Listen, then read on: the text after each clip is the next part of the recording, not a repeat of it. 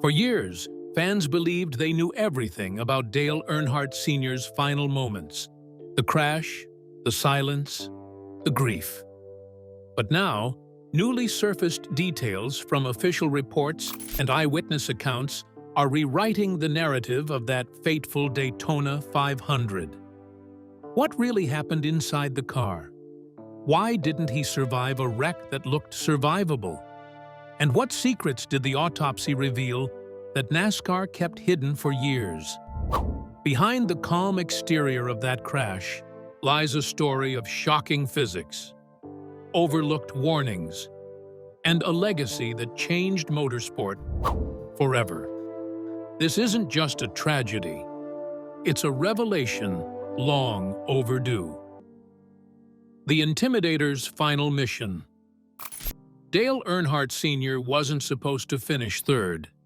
He wasn't built to block. He was built to lead, to muscle past rivals and stare down challengers with his trademark black number 3 car. But on that haunting February day in 2001, everything flipped. He wasn't chasing victory. He was defending it. Not for himself, but for his team, for his blood, for Dale Jr. As the laps wound down at the Daytona 500, Earnhardt did something fans had rarely seen. He played the shield. In front of him were Michael Waltrip and his own son, fighting for the win. Behind him, a hungry pack of veterans itching to steal it. But Dale? He became the wall, the gatekeeper, the guardian of the dream. His moves were surgical, diving low, drifting up, cutting off advances with millimeter precision, sliding, swerving, defending every inch of track. To the untrained eye, it was aggressive driving. But those who knew racing saw something else entirely: sacrifice. Dale Sr. was orchestrating the final lap not as a racer, but as a father, a leader, a tactician willing to take the hits so his crew could taste glory. Daytona had always meant more to him. It wasn't just a race. It was his cathedral. The place where he chased ghosts and finally broke through in 1998 after 20 failed attempts. And now, just 3 years later, he was poised to secure it again, not by crossing the line first, but by lifting others over it. Then came the final turn. The rearview mirror showed Sterling Marlin inching closer. Just one bump, just one nudge at over 150 mph. And physics, silent, brutal, did the rest. Dale's car veered down, then snapped up the banking, head first into the wall. No flames, no cartwheel, just an ordinary-looking wreck. To the fans, it looked survivable. To the cameras, routine. But what followed wasn't. The race ended with Michael Waltrip's first win. Dale Jr. finished second, and Dale Sr. motionless in his seat.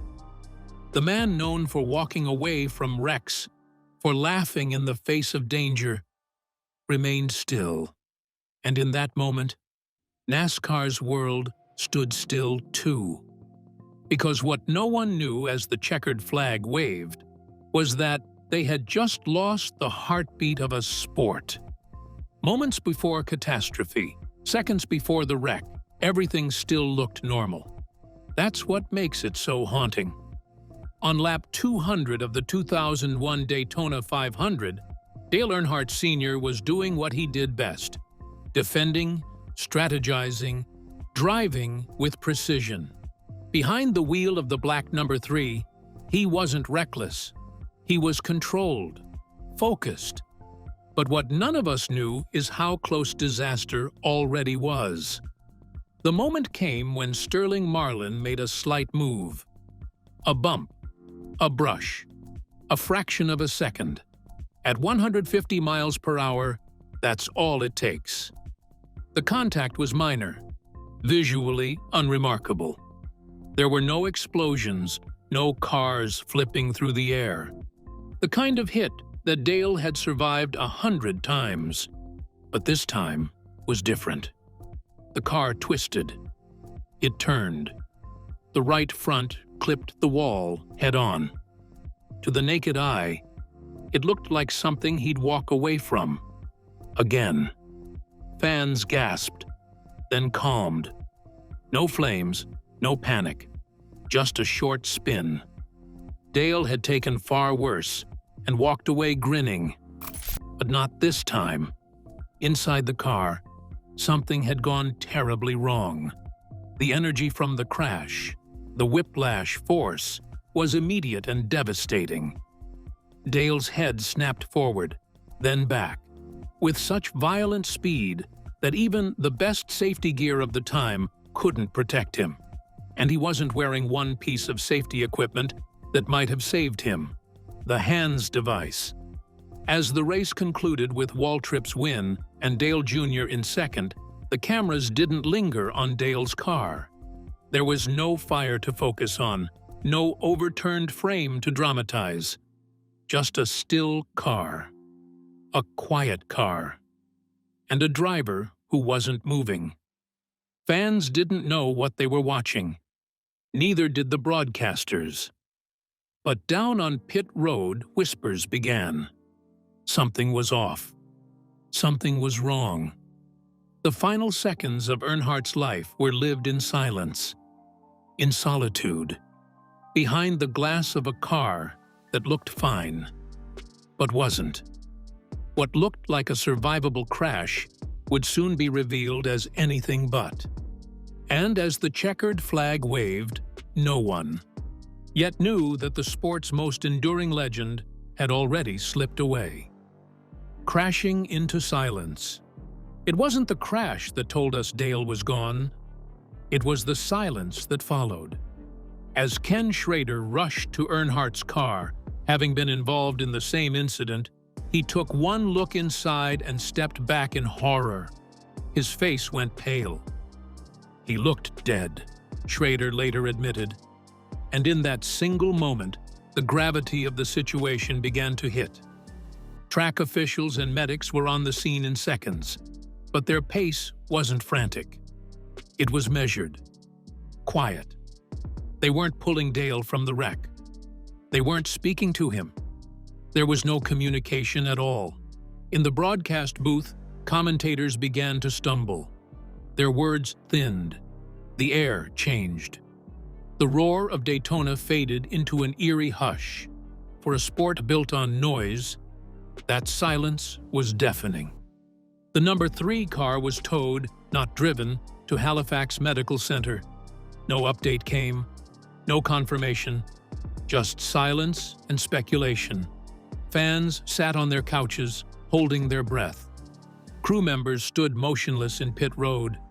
Something was very wrong, but no one had the words. At 5:16 p.m., the official news broke. Dale Earnhardt Sr. had died from his injuries. Instant. No suffering, no chance. It wasn't just a crash. It was a loss of myth, of steel, of something we thought unbreakable. "We lost Dale," Mike Helton of NASCAR would later say, his voice trembling. "And I don't think we'll ever be the same." The autopsy speaks. The world demanded answers, and the autopsy gave them: clinical, final, and brutal.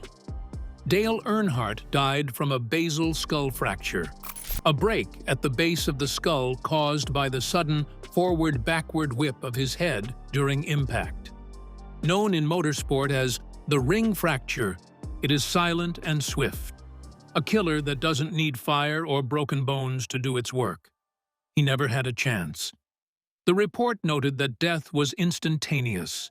No time for pain, no moment of fear.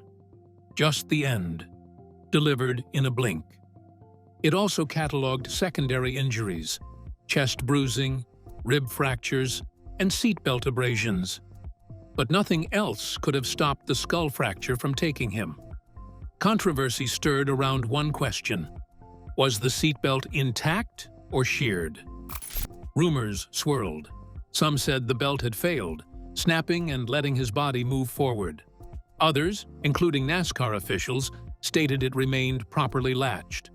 The truth remains debated. But the bigger culprit wasn't restraint. It was inertia. In that one fatal motion, Earnhardt's neck bore the full brunt of a sport that had raced ahead of its own safety. The autopsy didn't just explain Dale's death. It became the tipping point for an entire industry. Because in those pages, beyond the bone fractures and blood flow, was something even more sobering. A warning to everyone still alive in the driver's seat. The Hans factor. In 2001, most drivers refused to wear the Hans device, a head and neck support system designed to prevent the exact injury Dale suffered. It was seen as bulky, restrictive, even unmanly. Dale himself had rejected it. He valued mobility, instinct. "I gotta move," he once said. "I can't be strapped like that." But after his death, the conversation changed. Immediately. What was once optional became mandatory. NASCAR didn't wait for another tragedy. The Hans device became the new standard. Not a suggestion, but a requirement. The paddock that once scorned it now wore it like armor. No one argued anymore. Dale's death ended the debate. In interviews years later, drivers admitted they'd resisted out of pride. But pride had cost them a king.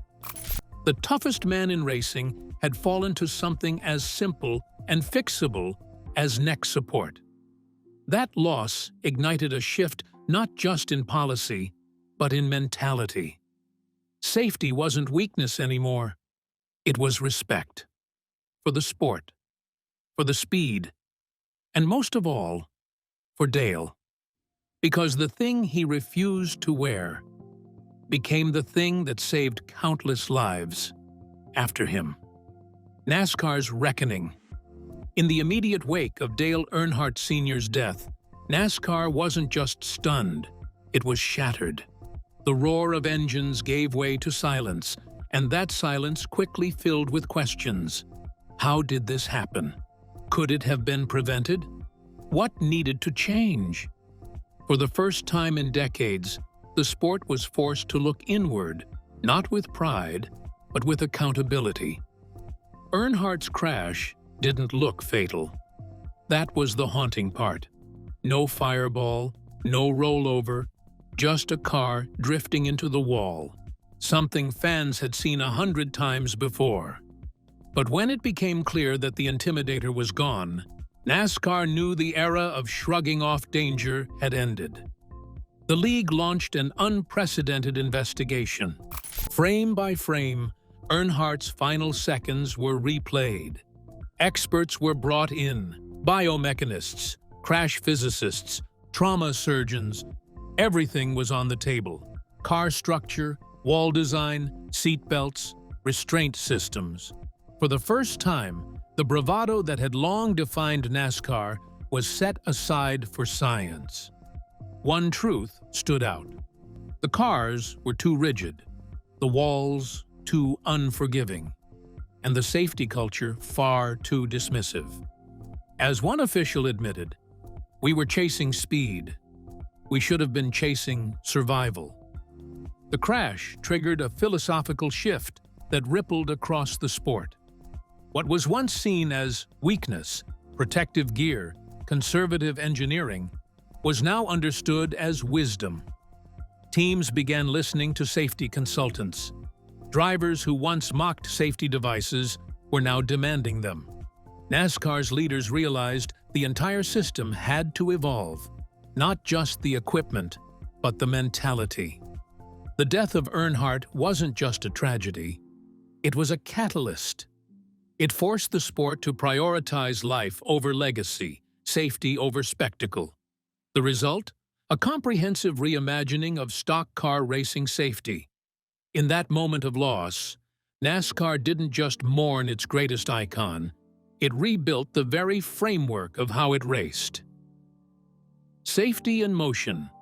Barrier revolution. Dale Earnhardt's crash may have ended in a wall, but it was only the beginning of what that wall would become. In the months following his death, engineers and safety officials began to reconsider something that had stood unchanged for decades: the concrete barrier. It was strong, yes, but too strong. It didn't absorb impact. It reflected it, sending energy directly into the driver. That force, in Dale's case, had nowhere to go but his neck. NASCAR reached out to researchers at the University of Nebraska, where work was already underway on a prototype known as the safer barrier, steel and foam energy reduction. It was a radical concept. Instead of resisting the crash, it would welcome it, absorbing energy through layered steel and foam systems and spreading the force across a wider area. For decades, the mantra had been, "Make the cars stronger."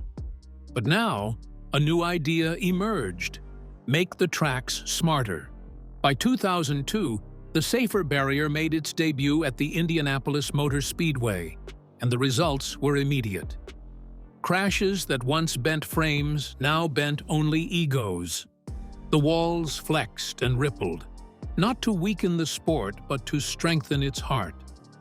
And soon, one track after another adopted the technology. From Bristol to Talladega, from short tracks to superspeedways, the revolution spread. What was once experimental became essential. Earnhardt's crash had proven what decades of wrecks had failed to. Concrete doesn't forgive. Foam does. It was a simple truth with complex consequences. And so, NASCAR turned a page, not just in how it responded to crashes, but in how it prevented them from killing. From that moment on, every driver who hit a safer wall walked away because of one man who didn't. Car of tomorrow, born from tragedy. The safer barriers were just the beginning. If the track could evolve, so could the car. In the wake of Dale Earnhardt's death, NASCAR engineers and executives sat down and asked a painful question: what would have saved him? The answer wasn't easy, but it was clear. The car needed to change. From the inside out. Enter the car of tomorrow. A radical redesign that began as sketches on napkins and blueprints and became a mission. Safety wasn't just a feature anymore. It was the purpose. The cockpit was widened to reduce crush risk. The driver's seat was moved inward, away from the vulnerable side panels. Energy-absorbing foam lined the interior walls. Roof flaps were improved. The roll cage was rebuilt, stronger and more protective than ever before. But this wasn't just about metal and mechanics. It was about trust. NASCAR had to prove that it could learn, evolve, and most importantly, protect its stars. By 2007, the car of tomorrow rolled onto the track. It looked different. It handled differently. Some drivers hated it. Others saw it for what it was: a lifeline. Over time, tweaks were made, performance adjusted, but the heart of the design remained the same. And though the fans weren't always thrilled with the aesthetics, they saw the results. Fewer injuries, safer wrecks, better outcomes. What began as a response to tragedy became the new standard. The old guard had lost one of its greatest, but in return, a new generation gained a fighting chance. Culture clash in the paddock. But not everyone embraced change. In garages across the country, the old-school mindset clashed with the safety-first wave. For decades, NASCAR had been a sport of grit, risk, and rebellion. Now, that very identity was being reshaped. Many drivers bristled at the new mandates. They called the Hans device restrictive, even claustrophobic. It limited head movement. It felt awkward. Some openly defied wearing it, even after Earnhardt's crash. But silence became pressure. Teammates talked. Mechanics whispered. Fans started asking questions. And as the months passed, it became clear. Dale's death ended the debate. No one wanted to be the next tragedy. Peer pressure turned into protocol. What had been optional became mandatory. NASCAR officials took no chances. Non-compliance meant you didn't race. Slowly but surely, even the most stubborn veterans strapped in differently. The Huns became as common as the helmet. In many ways, it was the beginning of a new NASCAR, a sport no longer romanticizing danger, but respecting it. And though some resented the shift, most came to accept it. Because after 2001, everyone knew the price of pride could be everything. Transparency and trust restored. When the dust settled, NASCAR faced one final test: public trust. The crash was visible. The death was real. Fans had watched in horror. Rumors swirled about seatbelts, about rescue times, about what really happened inside that black number 3 car. In a sport built on speed, NASCAR made a rare move. It slowed down. They opened the investigation. Every frame of the crash was studied, replayed, dissected. Experts were brought in: trauma surgeons, physicists, race engineers. Every finding was documented, and most shockingly of all, it was shared with the public. The autopsy report was released. Safety briefings were made available. Interviews with experts hit the airwaves. No more shadows. No more secrets. This wasn't just about appeasing fans. It was about healing them. By being open, NASCAR earned back credibility. The grief turned to understanding. The outrage turned to action. The pain became purpose. And the ripple effect didn't stop in the U.S. Other racing bodies, IndyCar, F1, endurance racing, took note. Safety protocols were reviewed worldwide. Motorsport itself had changed. Because when one legend falls, the entire sport must rise to meet the moment. A mental shift in motorsport. In the aftermath of Dale Earnhardt Sr.'s death, something profound changed in racing. Not in the engines, but in the people behind the wheel. The toughest drivers, the ones who once wore pain like armor, began confronting the one thing they never talked about: grief. Before 2001, the NASCAR paddock thrived on toughness. Crashes were jokes. Injuries were badges of honor. Mental health? That was for the weak, or so many believed. But when the Intimidator, the embodiment of fearlessness, was lost in what looked like an average crash, the illusion of invincibility shattered. He was the one we thought could never die, one driver admitted in an emotional interview months later. Dale Jr., stunned and heartbroken, led the emotional reckoning. For the first time, fans and drivers alike saw a racer openly mourning, admitting vulnerability in a world built on horsepower and stoicism. NASCAR responded. Counseling was introduced for drivers, crews, and even staff. Suddenly, mental health became part of the safety conversation. It wasn't about just building better cars. It was about building stronger humans. It wasn't weakness. It was survival, said a team manager who watched drivers break down privately after wrecks. Meditation sessions, emotional debriefs, therapy dogs in the garage, all once unthinkable, now essential. The change didn't stay in the pit lane. Crews began checking in on each other, not just for tire pressure or engine heat, but for emotional strain. The old-school code of silence was slowly replaced with empathy. Resilience no longer meant silence. It meant honesty. And fans noticed too. They didn't just cheer for speed. They cheered for strength, for courage to cry, for teammates lifting each other up. The paddock transformed from a place of bravado into a space of healing. By facing the emotional cost of danger, motorsport found its heart again. What began as tragedy became transformation. And because of that shift, the racers who fly down straightaways at 200 mph now carry something just as powerful as their engines: emotional integrity. Legacy in tributes and memorials. Dale Earnhardt Sr.'s legacy isn't written in lap times or trophies. It's etched in memory, in rituals, in reverence. The moment he died, a movement began, not to forget, but to honor. It started simply. A sea of black number 3 hats flooded grandstands across America. "I remember," fans whispered, wearing them not just for tribute, but for unity.